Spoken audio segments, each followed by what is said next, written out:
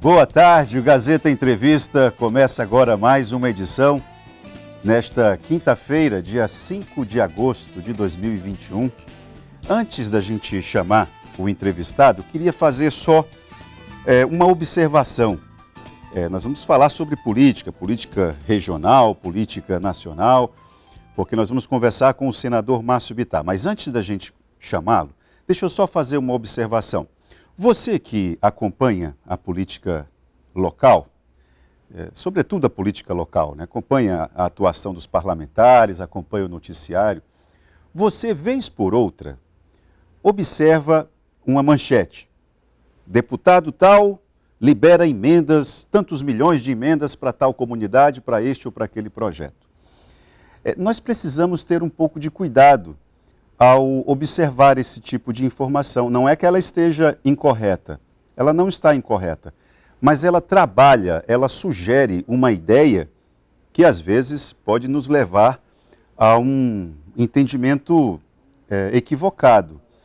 Esse dinheiro que o deputado ou o senador tal liberam, sempre muito usado esse verbo, né, liberar, esse dinheiro é dinheiro público.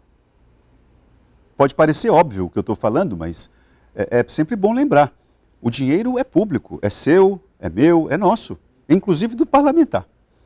Agora, claro que existem parlamentares e parlamentares, alguns com capacidade de articulação política maior ou menor.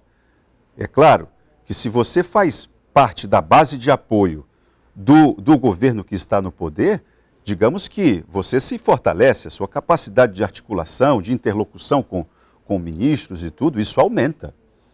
E mais, os ministérios têm projetos específicos. E aí tem parlamentares que se envolvem, que se articulam para que este ou aquele projeto venham para a sua região. Então, assim, o que na verdade diferencia, claro, é o cenário político e a capacidade de articulação de cada parlamentar. Eu falo isso por quê? Porque nós temos aqui uma situação, eu esqueci o meu óculos e trouxe o óculos velho, a chefe aqui vai reclamar, mas é só hoje. O senador Márcio Bittar, por exemplo, contando, olha só o número oficial, que repassado inclusive pela assessoria do próprio parlamentar. O número oficial, envolvendo emendas individuais, emendas de bancada e recursos discricionários dos ministérios. 1 bilhão e 300 milhões de reais. Isso é muito dinheiro. O próprio senador Márcio Bittar já disse aqui em outras oportunidades que a questão agora é de uma capacidade de executar projetos aqui no nosso terreiro, é que a gente precisa priorizar agora. Vamos dividir a tela com o senador Márcio Bittar para ele explicar, detalhar um pouco mais para a gente. Senador, boa tarde, seja bem-vindo mais uma vez ao Gazeta Entrevista. Boa tarde, Itaam. Quero agradecer a você, a TV Gazeta, por me dar mais essa oportunidade de prestar conta ao Estado, homens e mulheres, famílias todas da capital e do interior. Parabéns pela pertinência do assunto que você está tratando. É sempre bom esclarecer esses assuntos. Eu queria talvez acrescentar tudo que você disse, que na verdade o papel talvez mais importante do senador, principalmente dos senadores do Acre, dos estados mais pobres, que há uma diferença monumental entre a expectativa que cria um eleitor de São Paulo com quem ele elege para o Senado e do Acre. Então, na linha do esclarecimento que você abriu o programa, qualquer senador de qualquer país, de qualquer estado do Brasil, tem direito, basta que ele se eleja, a mais ou menos 40 milhões de indicação por ano. Se eleger o senador da República, tem direito. Bom, então esses 40 milhões são a soma das emendas individuais, algo em torno de 16 milhões, e as emendas de bancada, que mais ou menos dá 24 milhões por parlamentar. 40, 41 milhões de reais. Isso é o direito que o parlamentar tem ao ser eleito. Se ele se dedicar muito ou não, esse dinheiro vai chegar. Porque, inclusive, esse montante, independente do município ou do estado, estará adimplente ou não, ele vai receber. Então, dito isso, qual é o desafio, então, na minha opinião, claro, que tem um senador do estado mais pobre? É buscar o recurso extraordinário. É aí que você faz a diferença. Porque, na verdade, um senador de São Paulo que tem 45 milhões de habitantes, com 34 milhões de eleitores, não pense que lá em Brasília existe uma cota proporcional. Então, por exemplo, se eu consigo, pela minha capacidade de articulação, pela minha dedicação, se eu consigo 100 milhões a mais num determinado ministério, num determinado momento do ano, para o Acre, o senador de São Paulo não tem lá uma tabela que ele vai chegar lá e dizer, opa, peraí, eu dei 100 milhões para o Márcio, para o Acre, que tem 900 mil pessoas, então, naturalmente, você, como estado que tem 10, 15, 30 vezes mais a população, você tem aqui direito a isso. Não, isso não existe. O meu direito do senador do Acre é o mesmo do cara de São Paulo. Sem dúvida. É o mesmo de Minas. Então, por isso é que eu entendo que o Acre deve cada vez mais prestar muita atenção, principalmente no Senado, porque é ali que é a casa que tem dois papéis fundamentais.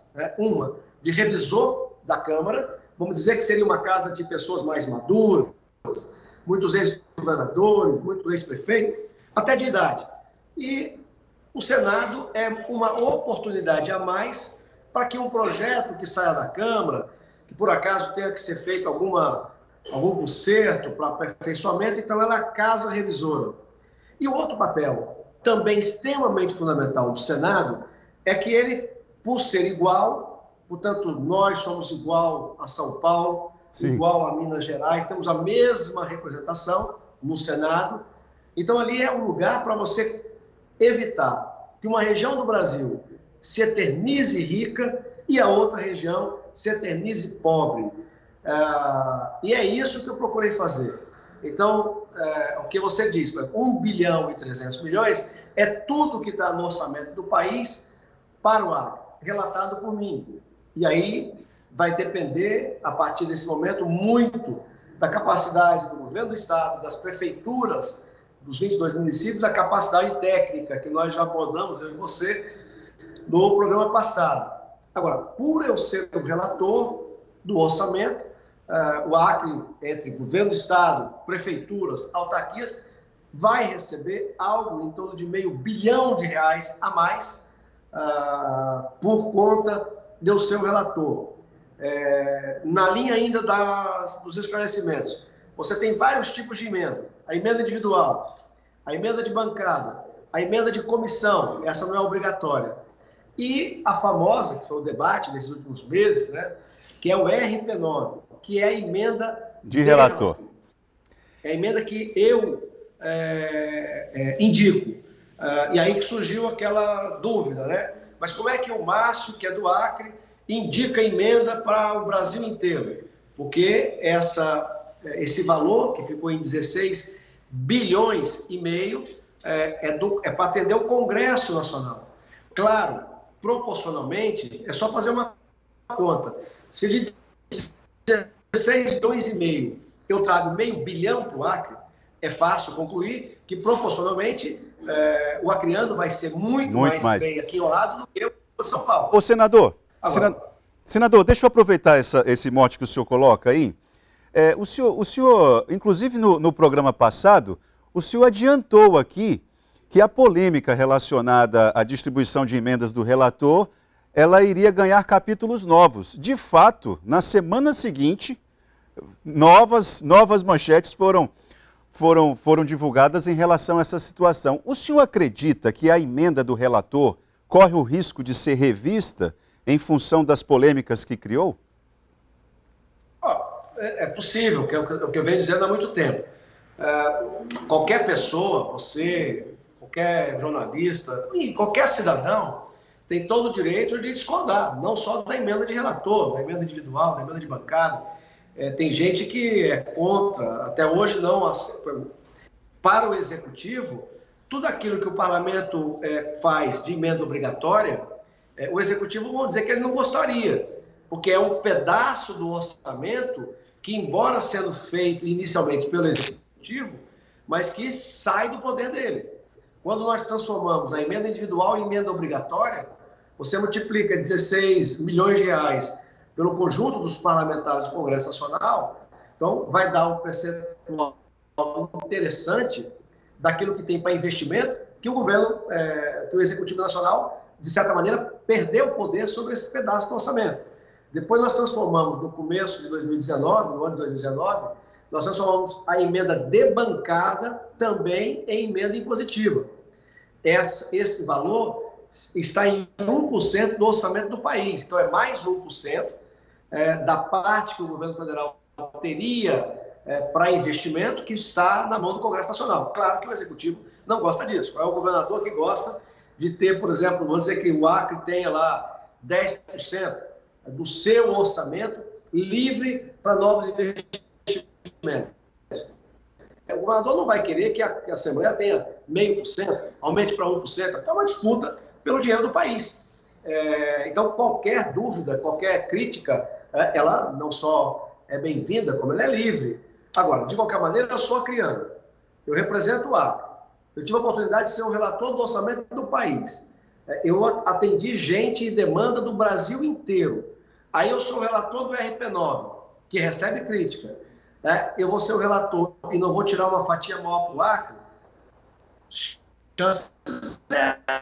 Eu disse, e venho dizer ao longo de 30 anos, e repito no seu programa, o nível de rigor das leis ambientais, que praticamente nos impedem de utilizar os recursos naturais para que nós possamos prosperar. Que esse rigor que tem com o Acre e com a Amazônia não teve no Sul e no Sudeste. Não teve nem tem no mundo inteiro. O mundo que prospera, tanto no Brasil quanto os países da Europa, Estados Unidos, eles prosperam porque eles são livres para utilizar os recursos naturais que Deus lhes deu. E nós não podemos. Portanto, se você tem uma oportunidade de tirar um pouquinho dessa dívida, você tira. Então, o que eu fiz, e disse no seu programa, que eu sabia que ia ser criticado, e vai ter mais crítica lá na frente, e eu estou pronto para o debate. Quer dizer, o Estado de São Paulo, ele acha que nós não podemos abrir mais terras no Acre, porque eles acham, isso não é verdade, mas alguns lá acham que nós afetamos o clima deles. Ora, se nós, em tese, afetamos o clima deles, então eles teriam que dividir conosco o lucro da terra que eles aproveitam. Mas eles não dividem. O que vem para cá é migalha. A bolsa não sei do quê, uma bolsa não sei do quê, é uma ONG que recebe uma miséria. E isso não compensa. Tanto não compensa que o Acre é um dos estados mais pobres do Brasil. Então, senador, entendendo da maneira que eu entendo, só para terminar, então, se você me permite, eu tirei uma parte maior do orçamento ao que eu tive direito para o Acre, com a consciência tranquila e pronto para o debate. Senador Márcio Bittar, nós vamos fazer um intervalo agora. Agora eu queria voltar no segundo bloco, queria perguntar para o senhor o seguinte, em relação às mudanças que estão sendo operadas em relação ao imposto de renda, isso é uma agenda que, do ponto de vista técnico, parece que unifica direita e esquerda. Eu estou lendo um pouco e estou me surpreendendo com algumas coisas. E eu queria saber do senhor o seguinte, porque as determinações parecem que vão massacrar ainda mais a classe média. Eu queria saber do senhor se o senhor concorda com o desenho que está sendo proposto e que mudanças a gente pode alimentar, que esperanças nós podemos alimentar em relação à política tributária para que ela não aumente ainda mais a concentração de renda, senador Márcio Bittar. Nós vamos fazer um breve intervalo agora, vamos iniciar sobre política tributária, mas a gente vai voltar a falar também a respeito da capacidade de execução das obras aqui e também vamos falar um pouco de política partidária, as eleições de 2022, porque tem que falar sobre isso porque está na ordem do dia. Vamos fazer um intervalo, já voltamos aqui com o programa Gazeta Entrevista.